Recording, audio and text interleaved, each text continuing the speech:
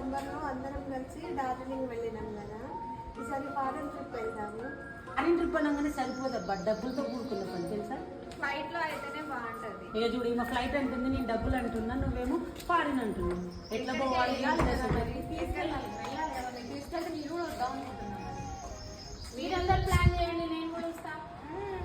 అందరు కలిసి వస్తే బాగుంటుంది కదా. అయితే కానీ డబ్బులతో కూడుకున్న పని కదబ్బా ఏదైనా. మరి డబ్బులతో కూడుకునేది, ఎంజాయ్ చేయాలి వెళ్ళాలి అనుకునేది ఉంటే డబ్బు గురించి ఆలోచించొద్దు కదా. ఎందుకు ఆలోచించాలి? ఒక్కళ్ళ కంటే ఆలోచించాం, ఇద్దరు ఉంటారు, పిల్లలు ఉంటారు, నలుగురు అవుతాం, అప్పుడు డబ్బుల గురించి ఆలోచించుకుంటాం. మరి డబ్బుల గురించి ఆలోచించేటప్పుడు ఫారెన్ ట్రిప్ గురించి కూడా ఆలోచించొద్దు కదా. ఏంటి డిస్కషన్ పెట్టారు? వీళ్ళంతా ఫారిన్ ట్రిప్ అంటున్నారు సరదా.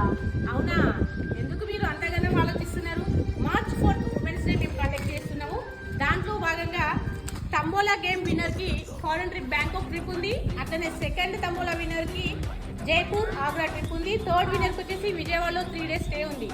ఆ గేమ్ లో వినే మీలో ఎవరో ఒక అవకాశం పొందొచ్చు కదా. అది నేనే అయితే అబ్బా. నేను